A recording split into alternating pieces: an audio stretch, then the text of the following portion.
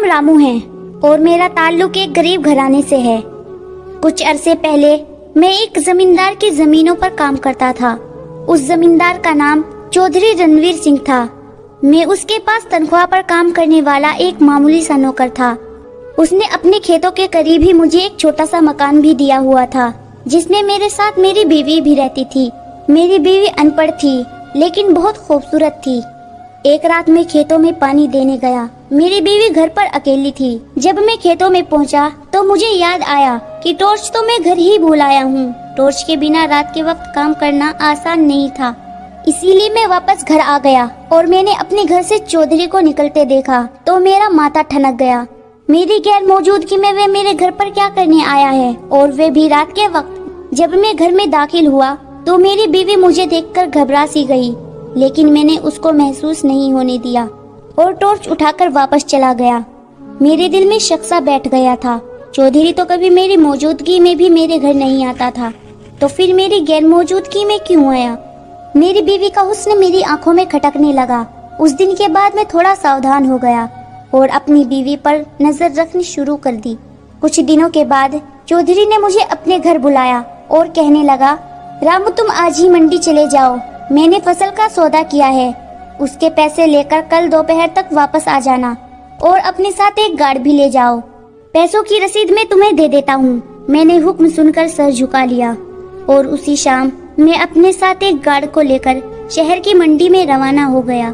मेरे दिल में बार बार वे रात वाला किस्सा आ रहा था। मुझे लग रहा था कि चौधरी ने मुझे रास्ते से हटाने के लिए मंडी भेजा है, वरना इस तरह के काम मैंने पहले नहीं किए थे और ना ही ये मेरा काम था, बल्कि इस काम के लिए तो चौधरी ने दूसरा बंदा रखा हुआ था।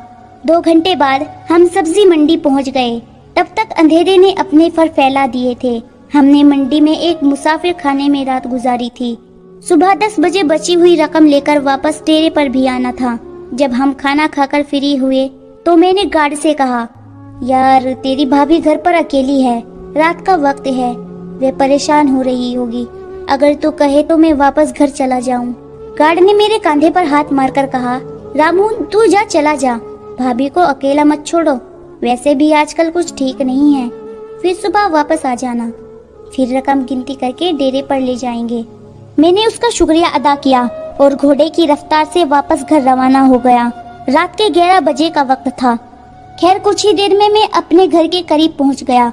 अब अगला काम ये पता लगाना था कि क्या वाकई मेरा अपनी बीवी और चौधरी पर शक सही है या गलत। मकान के पीछे जाकर मैं खामोशी से छत पर चढ़ गया और आहिस्ता आहिस्ता किनारे की तरफ आया, फिर उसी जगह लेटकर सहन की तरफ देखता रहा। थोड़ी देर बाद मुझे दरवाजा खुलने की आवाज आई। एक शख्स ने धोती पहन रखी थी। कमरे से निकलकर सहन में लगे पानी की नल की तरफ गया। मैंने उसको पहचान लिया था। वह चौधरी रणवीर सिंह था। हाँ वो वही था जो मेरा जमींदार और जिससे मेरी रोजी रोटी जुड़ी हुई थी। तभी मेरी बीवी भी बाहर आई और दोनों मिलकर नहाने लगे और साथ ही उनकी शर्मनाक हरकतें भी जारी थी। मेरा शक बिल्कुल सही निकला। मेरी खूबसूरत बीवी चौधरी के साथ मेरी नाक के नीचे मेरी इज्जत का कबाड़ा कर रही थी। मेरा खून जोश मार रहा था। जी कर रहा था कि अभी नीचे उतरकर दोनों को काट काट कर कीमा बना डालूं, लेकिन मैंने जोश के बजाय होश से काम लेने का सोचा और खामोशी से लेटा रहा। दोनों नहाकर कमरे में चले गए तो फिर मैं छत से नीचे आया और फिर सहन में उतरकर कुछ ढूंढने लगा। जल्द ही मुझे वे चीज मिल गई जो मैं ढूंढ रहा था। वे लंबे दस्ते वाला हथौड़ा था जिससे मैं अपनी खेती बाड़ी वाले औजार मरम्मत किया करता था। वह हथौड़ा मैं हाथ में पकड़कर दरवाजे के पीछे छुपकर खड़ा हो गया। उस वक्त मुझे काफी देर इंतजार करना पड़ा था। कमरे के अंदर से सरगोशियों की आवाज आ रही थी। मेरा दिल धुआं धुआं हो रहा था।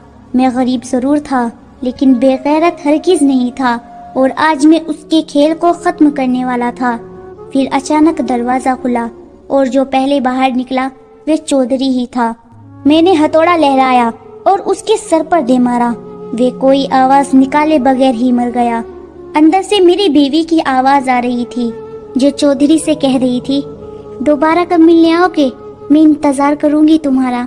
मैंने कमरे में दाखिल होकर बुलंद आवाज में कहा, चौधरी को अब आने की जरूरत नहीं है, बल्कि तुमको उसके पास जाना पड़ेगा। मुझे इस तरह अचानक देखकर मेरी बीवी का मुंह हैरत से खुला का खुला रह गया।